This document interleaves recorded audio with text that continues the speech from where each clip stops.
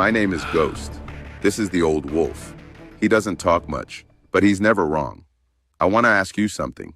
If there was a fire outside your house right now, you'd see it, you'd smell it, you'd know what to do. But what if it wasn't a fire? What if the threat was invisible? No color, no smell, or a smell you don't recognize. Something already moving through your neighborhood while you're making coffee and your kids are getting ready for school. You wouldn't know until it was too late. That's what we're covering today.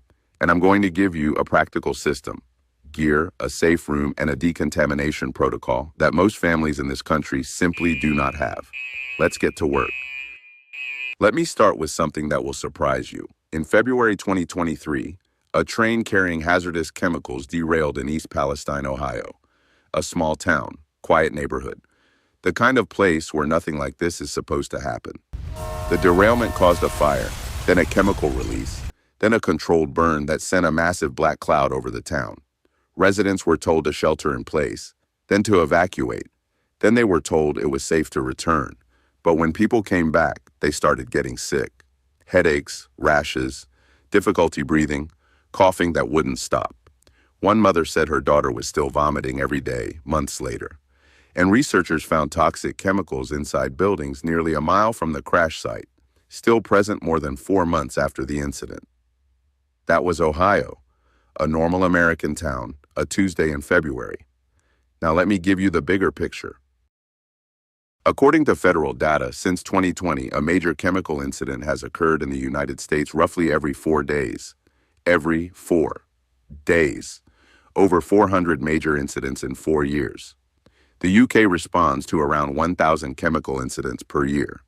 Industrial accidents, train derailments, refinery fires, pipeline leaks.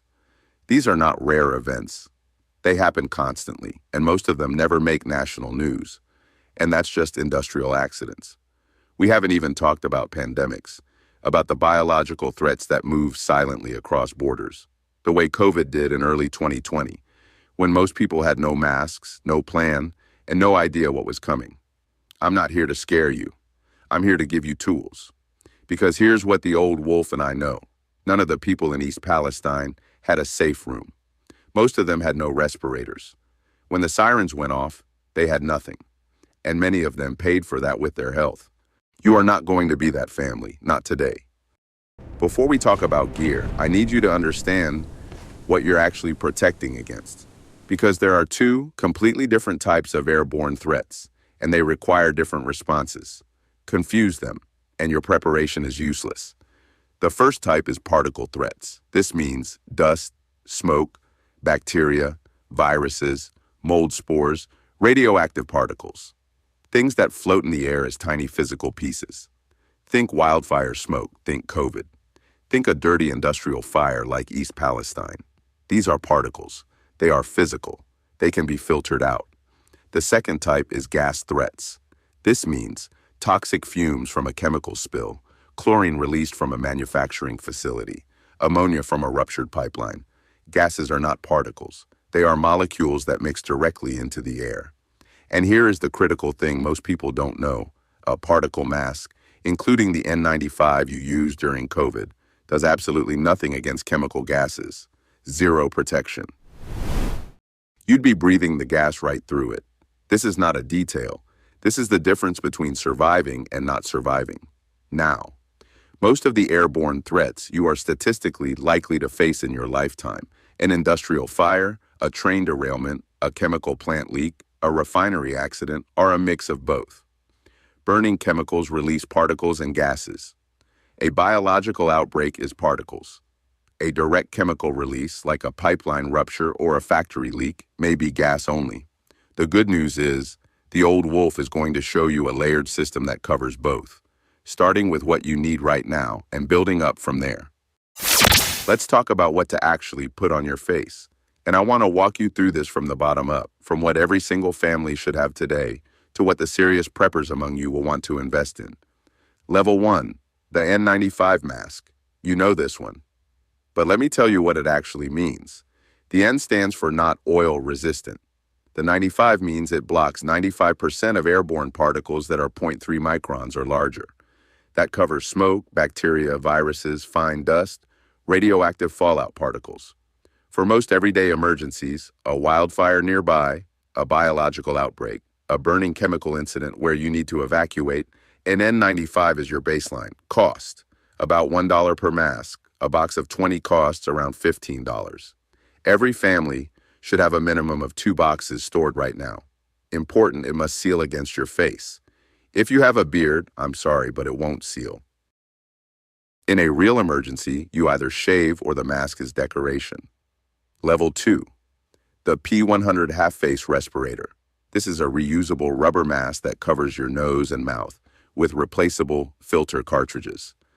The P100 filter blocks 99.97% of particles. That's more than twice the protection of an N95 in filter efficiency. It's also oil resistant, which matters for industrial chemical smoke. But here's the key upgrade. A P100 half-face mask can also accept combination cartridges. Filter plus organic vapor protection. That combination gives you reasonable protection against many common industrial chemical gases, not just particles. A decent half-face respirator costs between $20 and $50. The combination cartridges, filter plus vapor, run about $10 to $15 each. This is what the old wolf keeps in his go bag. This is the real everyday prepper upgrade, level 3. Full-face CBRN mask with a 40mm filter. CBRN stands for chemical, biological, radiological, nuclear. This is a full-face mask. It covers your eyes as well, which matters because many chemical vapors also affect your eyes. The filter is a completely different technology from a particle filter. It contains activated carbon that absorbs gas molecules before they reach you. A quality full-face mask runs between $150 and $400. The filters cost between $40 and $100 each, and they have an expiration date, typically 5 to 10 years. This is your serious investment piece. Not everyone needs one. But if you live near an industrial area, a refinery, a chemical plant, or a major rail corridor, you should seriously consider it. One important note, CBRN filters are rated for specific threats. The best ones look for something called an ABEK rating, protect against organic vapors, acids, ammonia, and industrial gases. Combined with particulate protection, that covers the vast majority of real-world chemical threats a civilian will ever face. In a few minutes, the old wolf is going to show you something that costs less than $30, takes about 20 minutes to set up, and could save every life in your household during an airborne event. You do not want to miss this. The single most important thing you can do, not a gas mask, not a bunker, duct tape and plastic sheeting. I know how that sounds, but I'm going to explain the science behind it, because once you understand why it works, you'll never delay doing this again. Here's the reality of most airborne chemical events. They are relatively short duration releases. A tank car ruptures. A factory valve fails. A pipeline breaks. The toxic material spreads outward in a cloud, and then it starts to dilute and dissipate. Wind breaks it up. Sunlight degrades it. Most chemical agents are heavier than air, which means they stay close to the ground and they don't travel indefinitely. What government agencies, including the CDC and FEMA, have studied extensively is this. A properly sealed interior room cuts your exposure by a factor of 10 compared to being outdoors during that release. In a short release, something that lasts 1 to 2 minutes, like a tank rupture, the people inside a sealed room receive roughly 1/100th of the dose that people outdoors receive. Your house, sealed correctly, is a survival tool. Here is exactly how to set this up. Step by step. Step 1. Choose your room right now. Before any emergency happens, you want an interior room, as far from outside walls as possible, as few windows as possible, above ground level if you can manage it. Remember, most toxic gases are heavier than air and hug the ground. A bathroom works well because you also have access to water. A bedroom without windows or with very few is ideal. Whatever room you choose, everyone in your house needs to know which one it is. Practice this. Step 2. Get your materials. You need heavy plastic sheeting, the kind sold at hardware stores for painting. Get the thicker variety, 4 to 6 millimeters, and you need duct tape. That's it. Total cost, around $10 to $15 for a full roll of sheeting and tape. Step 3. Pre-cut your plastic tonight. Do not wait for an emergency to measure and cut. Before any event happens, measure every window, every vent, and the door frame in your chosen safe room.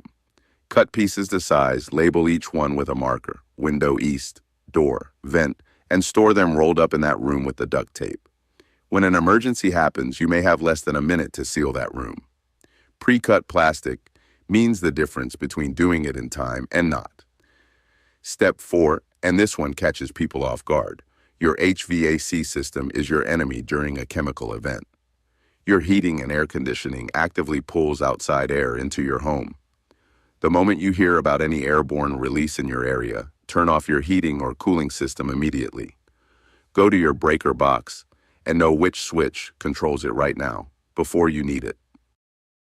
Also close your fireplace damper if you have one. Seal every vent in the safe room with tape and plastic. Step 5. Once you're inside, seal the door and all windows with your pre-cut plastic and duct tape. Place a wet towel at the base of the door for additional protection. How long can you safely stay in a sealed room? Here's the math. A standard bedroom, 12 feet by 12 feet, contains roughly 49,000 liters of air. A person breathes about 11,000 liters per day, but only uses about a quarter of the oxygen in each breath. One person in a room that size can breathe safely for close to 2.5 days. A family of 4 would be comfortable for about half a day. And most airborne chemical events are resolved within hours, not days. What to keep stored in that room at all times? A battery-powered radio, because you need to know when it's safe to come out. Bottled water, at least 1 gallon per person. 3 days minimum. Your prescription medications. Your N95 masks. A charged portable battery pack for your phone, a list of emergency contacts written on paper, not just in your phone. One more thing about re-entering your house after an event. The East Palestine story taught us something important. Chemicals can penetrate buildings and stay for months. When authorities say it's safe to return, that may be accurate for outdoor air. But your indoor air could still be contaminated, especially if your building wasn't sealed. When you return, open all windows and doors to ventilate aggressively before spending time inside. If you smell anything, leave and contact local authorities. I want to pause here and say something directly. Most of what I've shown you in this video costs less than a good dinner out. The plastic sheeting and duct tape, $15. A box of N95 masks, $15. A radio, $20. $60. That's it. That's the minimum survival kit for airborne threats. If you've watched this far, you already know more than 90% of the people around you. The question is what you do with it. The old wolf has one more block to show you. It's the one most people never think about until it's too late. You were outside when it happened, or someone you love was outside. They walked back in. What do? This is called decontamination, removing whatever is on their body before it gets further into their system. And the clock matters here. Government research shows that decontamination within the first minute of exposure is the most effective. 10 minutes in, you've already absorbed significantly more. This needs to happen fast, and it needs to happen in the right order. Step 1, stop at the door. Do not come inside first. Before you cross the threshold of your home, stop outside. Step 2, take off your outer clothes, jacket, shirt, shoes. Do this outside, not in your entryway. Studies show that just removing your clothing eliminates 80 to 90% of what's on your body. That is a massive reduction by itself. Put everything in a plastic bag, seal it, and leave it outside. Step 3. If you have a garden hose, use it. Rinse your hair and exposed skin before coming in. Lukewarm water is best. Not hot, not cold, and here's why that matters. Hot water opens your pores, which can actually increase how much of a chemical your skin absorbs. Cold water can cause your skin to contract and trap contamination. Lukewarm with mild soap is the protocol from every major emergency response agency. Step 4. If your eyes were exposed to anything, flush them immediately, not a quick rinse. 10 to 15 minutes of continuous clean water. This feels like a long time when you're stressed. Do it anyway. Step 5. Change into clean clothes that were stored inside, sealed away from the outside air. Put them on before coming into the main house if possible. What if there's no water? Emergency dry decontamination. This is in U.S. State Department field manuals. Take talcum powder or flour. Sprinkle it on exposed skin. Wait 30 seconds. Brush it off completely with a cloth. The powder absorbs the contaminating substance and you remove it mechanically. It's not perfect, but it works as an immediate first step when water isn't available. Now let's talk about biological threats specifically, because the timing is completely different and most people don't understand this. With a chemical exposure, you feel effects fast, minutes to hours. Your body tells you something happened. With a biological threat, a pathogen, a virus, a bacterial agent, you may feel completely fine for 2, 3, 5 days after exposure. The symptoms appear later. That window is the most dangerous part, because you don't know you've been exposed, so you don't protect the people around you. This means one thing. Your protection has to happen before symptoms, not after. When there is any indication of a biological threat in your area, you treat everyone who was outside as potentially exposed, and you go into your safe room protocol and your decontamination protocol immediately. You don't wait to feel sick. Here is what the old wolf keeps in the biological preparedness section of his kit. Not exotic gear. Things you can buy today. N95 masks, minimum 1 per person per day for 2 weeks. That's 14 masks per person. For a family of 4, that's 56 masks, 2 standard boxes. Nitrile gloves, not latex, because some people are allergic, and nitrile is more chemical resistant.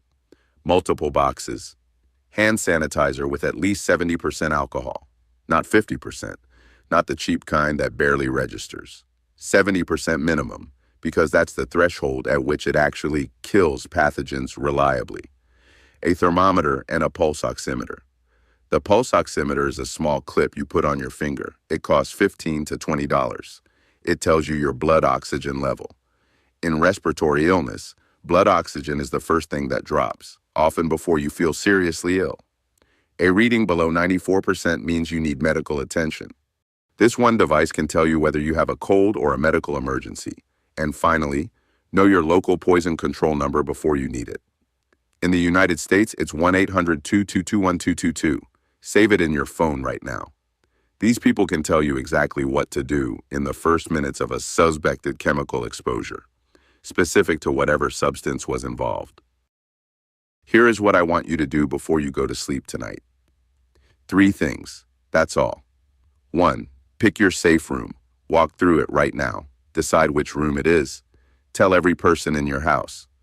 2, order plastic sheeting and duct tape, a box of N95 masks, and a battery radio. Total cost, under $60. These 3 things give you a meaningful layer of protection that most families simply do not have. 3, download the free documents we've prepared for you. Links are in the description. The first is an 11-item preparedness checklist with prices and where to buy each item. The second is a 30-day action plan, 1 small action per day, starting from wherever you are right now. The third is a 1-page wall card you can print and put in your garage or closet, a reminder system for when things move fast. We also mention these resources again in the description at the bottom, along with affiliate links for the gear the old wolf actually uses. No markup, just the same things we've been talking about. The window to act at today's prices is always now. Preparedness is not panic, it is clarity applied early. The old wolf and I will see you in the next one.